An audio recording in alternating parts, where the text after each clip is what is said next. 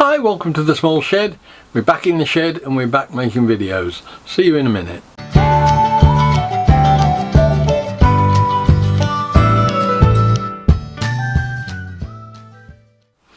As I mentioned a couple of weeks ago, I had a bit of a lull with the shed and being able to get out here. I've had a blinding week this week. I've cleared the 3D printer out of the shed by making a table for it, which has been documented and videoed and is already edited. I've just mended a chair for somebody, and I'm making a box for one of my railway locomotives that I've finished as well, and virtually got the video done on that as well. So things have really started to move this week. I've been doing things that have made me feel happy, and I've enjoyed doing them, and I'm now just starting to get through the backlog of stuff that's been going on over the last 6 months or more, which is as some of it's been dragging me down, I think, a bit. This one in particular that we're about to look at now, this TV unit that I started, and it just seemed to drag on and get more and more complicated, but we're going to have a look at it and see where we are. If you can recall, Guy wanted a TV unit for the corner of his living room. I found some pieces, I think, I have got some left that were ideal for going into a 45-degree corner to make a unit for him. I found a load of sapele. I found some plywood that would stain down to that colour and said, is that all right? And that's the way it started, and as we left the video I'd got that kit of parts being prepared. As events will subsequently unfold, it got more and more complicated when other people got involved, who then started to want to change basic concepts in terms of colour and that, and there's not a lot you can do with sapele mahogany when you want to make it look like oak. But we got round it in the end, but it did take an awful long time and a lot of frustration. So let's skip back about 4 or 5 months and see where we were with this build.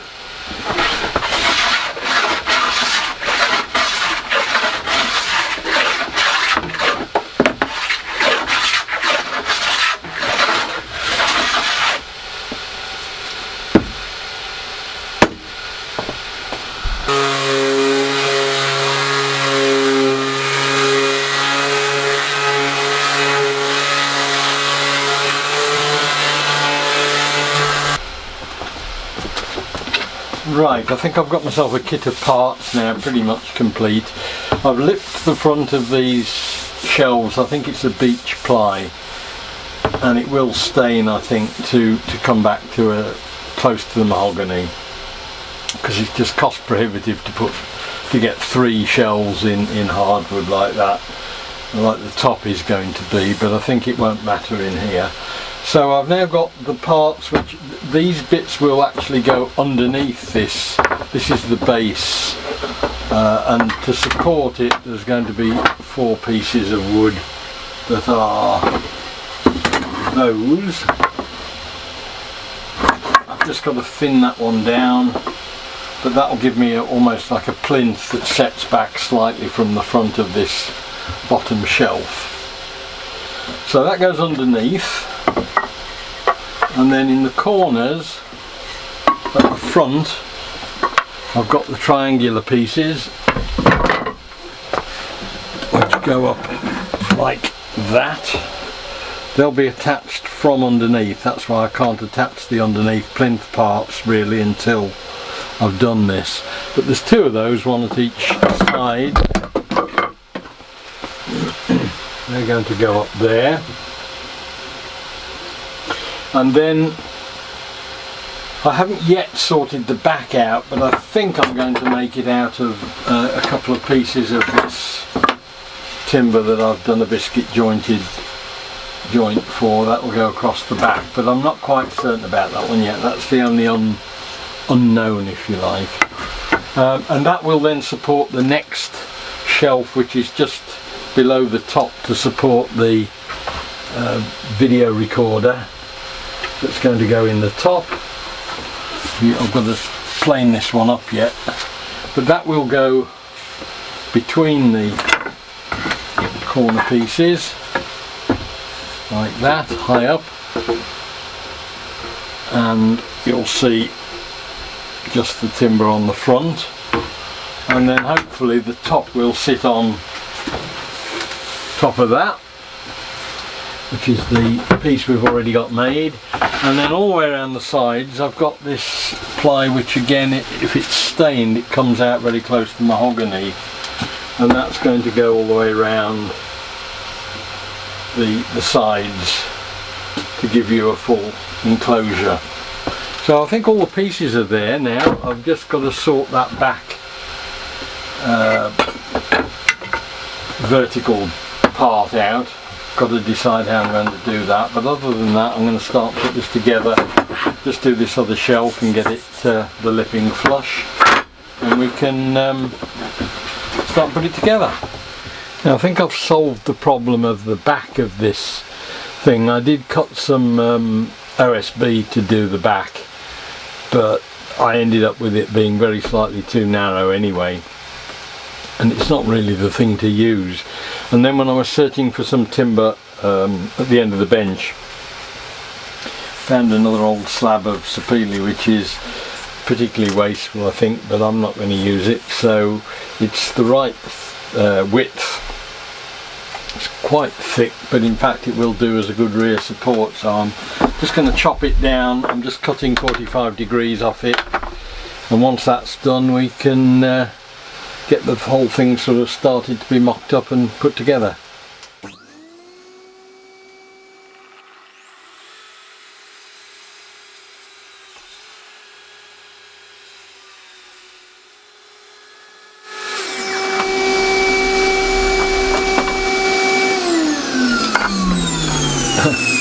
And ironically that's given me two more triangular pieces, but I don't think we'll ever be using those, but we'll put them back into stock. We'll have the side panels, which will also attach and sit on that plinth at the bottom all the way down, two of those. And then there's the new back piece that I've just cut, which will give a good support along the back edge. Bearing in mind this has got to support a television, so that will go at the back, and the side panels will come in and fix to that. And then there's two rails to come out either side to have the shelf on it, and then the shelf will sit about 100mm below the top.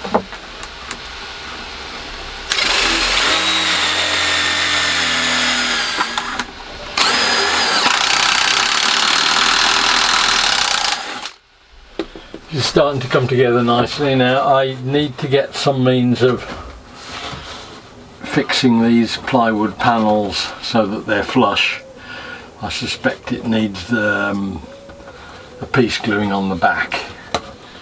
Right, so excuse the mess with the, I'm just starting to put a bit of oil on it here and there, and it's obviously a bit patchy at the moment, but that's neither here nor there really, to do with the thing itself. I've got the shelf done and fitted, ready to go in. That's the one that takes all the stuff, the set-top box and all that sort of thing. And the main lid is now ready to go on and fits on. Okay, I've got to do a little bit of a trim around the top edge, but by and large that's pretty much ready to go. Now I'm going to take this down to the shed because it's just too big to be using in here. I can't do anything with it, to do some final sanding and oiling and stuff, and I'll get some pictures of that before we finally send it on its way. But I think we're just about there with it, I think. Right, this thing's getting a bit big now, so I've decanted to Menin Sheds to do a bit of assembly. I've got all the bottom put together now with the support work, so it's got a plinth. The good news is that the client doesn't want any finish on it at all, so I can carry on and get the thing assembled. I was holding back until I got the clearance on what was needed here because I didn't want to end up staining it when it was assembled, but we've got that done.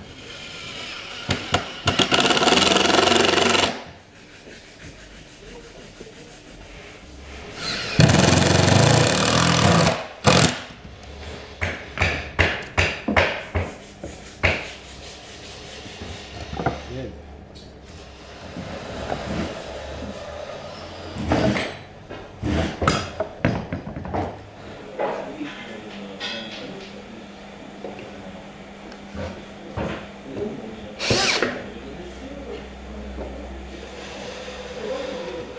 So at this point, as I explain in a minute or two, the guy at Many Sheds took this home to see that it fitted and chatted about it with his wife, which is where the trouble starts, I think, and she decided that she wanted the whole thing to be in a lighter wood, which was a plywood. So brought it back. There's not a lot I can do about the sapele mahogany bits because you can't suddenly make those lighter, but we thought we'd make the best of a bad job and get some decent plywood of a lighter colour on the back rather than the slightly red stuff I'd got that I was going to stain, and refit the back. So we'll join it back there now.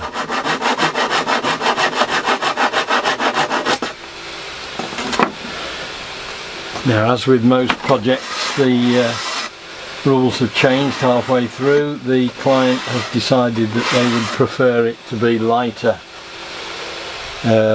wood rather than the inner lining I've got, which was going to be stained to go with the top and bottom. So I'm going for a lighter ply that we'll just do with a clear varnish, but it means I'm having to swap out the inner side areas. But hopefully when that's done and we do with a coat of varnish, that'll be the end of it. But these things do tend to sometimes go off in a direction you didn't intend them to.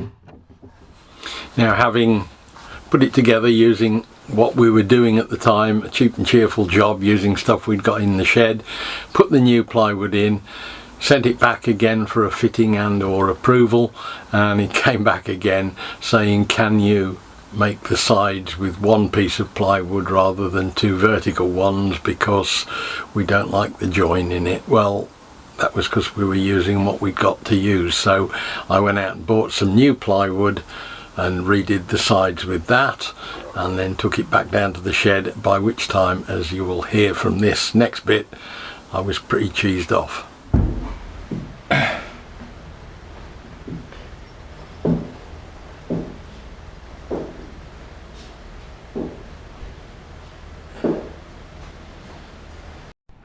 Right, well, this is my second attempt at trying to get this thing finished. As you can see down the bottom, the GoPro's there, but it's just completely died on me, so I've got no GoPro now. This project is going home with somebody else today, irrespective of whether I've finished it or not, because I think I've just about had enough of it. It's a classic example of what goes wrong when you start trying to change the specification of a project halfway through. And what happened was that I was told what was needed, and we started building it, and then along the way 2 or 3 other people have got involved and changed finishes on materials and things like that. So we've ended up with something that looks a bit weird, and I'm not at all happy with. But as I say, one way or another, it's going out the door today. We've got this change in the colour of the material that needs to be lighter than it was. So we've gone to plywood, which suits the shelving and everything, but it doesn't suit the original timbers that we selected, because that was what was required at the time. I'm fudging it around a bit in that the back part that's solid, I've also cut some pieces that will go in there that will match, so I've got to stick those in first, and then I've just got to finish off the varnishing, which I've started. I've used something new to me, a decorator's varnish by Polyvine, which I've just put one coat on, and it's amazing. It's really nice finish, dries really quickly for 15-20 minutes, and it gives a good finish. But at the moment this thing is now too big for me to handle. It's too heavy. It's getting damaged every time I move it. It's getting knocks and scratches and all that sort of thing. So I'm just going to finish now, sand off the bottom of the shelf that needs another coat on it, and start and just put it together, put this back panel in it so it doesn't look quite so different coloured, and finish all the sanding off and give it a last coat of varnish and maybe even a bit of wax, and hopefully we can see it out the door and off to somebody else, because it's too big to live in the shed. It's too big to be in the house. All the work I have been doing I've had to do outside, and of course we're weather dependent on that. So let's just see how we can finish this last bit off, with apologies for the quality of video and everything, because as I say, to cap it all, the GoPro's just died on me.